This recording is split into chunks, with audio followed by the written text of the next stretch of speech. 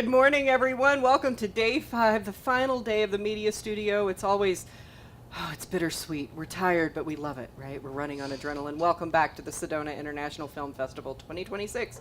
I'm Tanya June Moore. I want to give a huge shout out to the Closet Concierge, to Goldenstein Gallery, and the city of Sedona for making this event possible every year.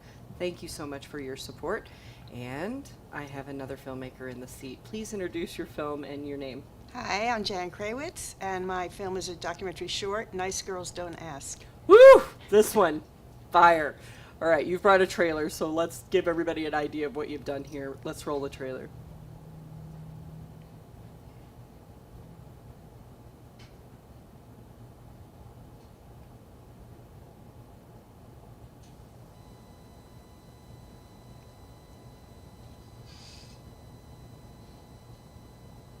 If anyone had ever told me that these things could happen to me, really, I wouldn't have believed them.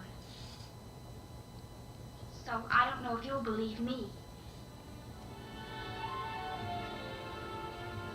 When we were young, we had to observe many rules for living. At every step, we had to comply.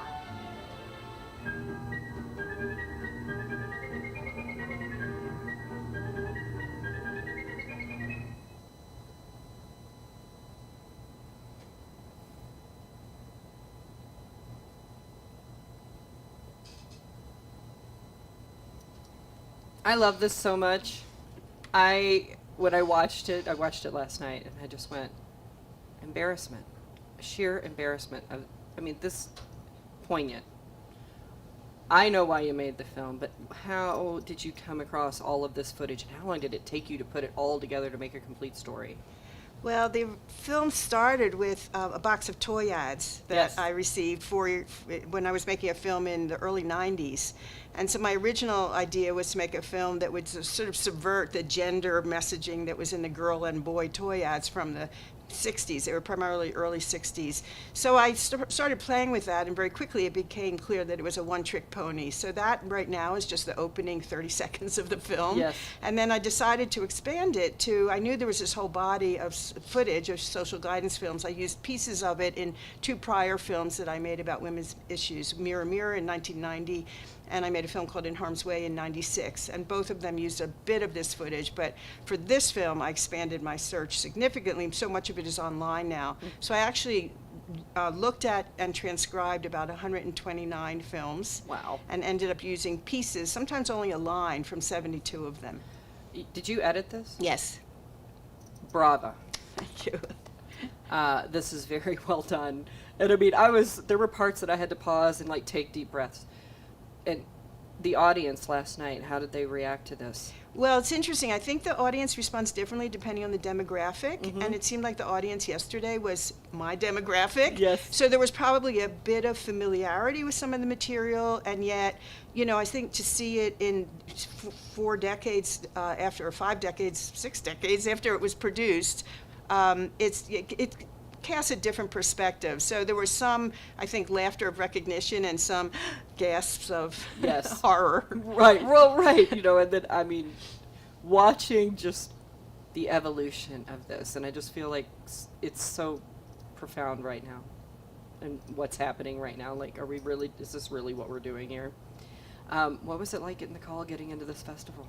Oh, it was fabulous. I have to say, this festival, I think, is just really different than many others. Most of the time you get an email, but the director of the festival actually gave me a call. Unfortunately, it went to voicemail. I wasn't there.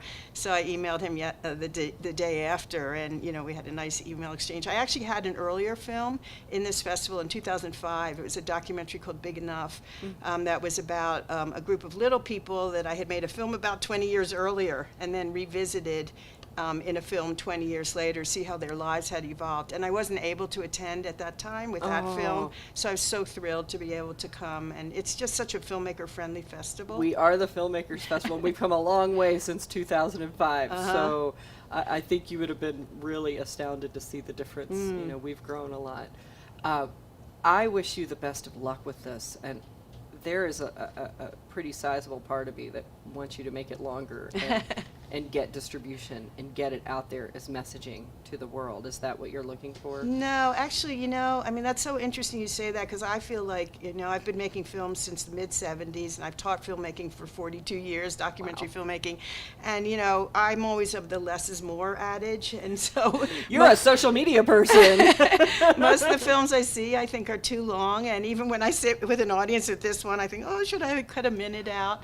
And I frankly feel like it's a very complete story. It is. It says what I wanted to say, and I think it, brings it to the contemporary moment. Thank you for acknowledging that. I mean, part of my motivation for making it was, a bit of horror when you look at Project 2025 and you look at, the natalist movement that is encouraging women to have big families and stay home, and, the trad wives that are touting their domestic skills online. It's like, whoa, what happened? What happened?